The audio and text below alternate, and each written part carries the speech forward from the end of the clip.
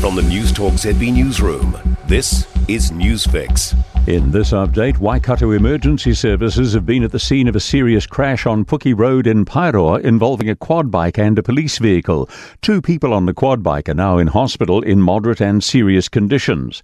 Police are investigating the death of a hunter north of Gisborne. They were called to Tauwhareparai Road in Tolaga Bay just before 11 last night.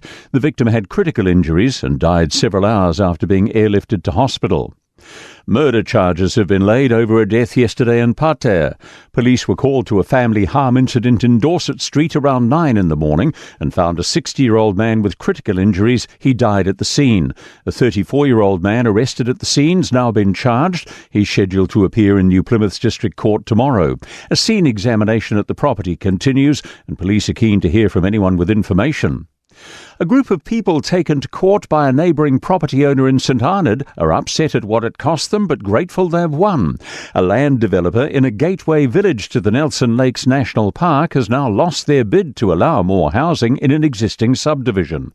Open Justice reports opposition to Beach Nest 2014 Limited's plan cost residents almost $180,000. Opponents, including Gisela Purcell, say it's been an all-consuming fight. What should have been a little administrative decision was a massive part of our life for years. A number of people have been stabbed after a 2-car crash on a major Sydney highway this morning. The cars collided about 9 this morning in South Sydney. The driver of one car then allegedly began slashing at his passenger and Good Samaritans who rushed to try to help the distressed woman. Cronulla Sharks chairman Steve Mace says he came face to face with a knife-wielding man after the crash, which happened right in front of him. He ran to the passenger's aid after hearing her screams, but struggled to rip open the door to save her from the attack. A man is now in custody. That's news. In sport, to the hard courts of Monterrey, Mexico.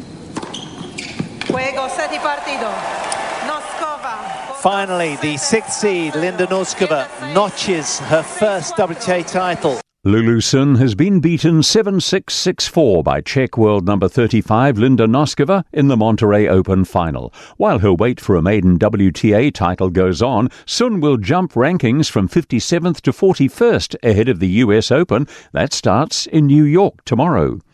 2 tries in the last 15 minutes gave Wellington a 39-31 win over Manawatu in their NPC rugby game in Porirua. Otago erased a 9-point deficit going into the final quarter for a 31-26 win over Bay of Plenty in Dunedin. That's sport. I'm Joe Gilfillan. For more news, listen to Newstalk ZB live on iHeartRadio.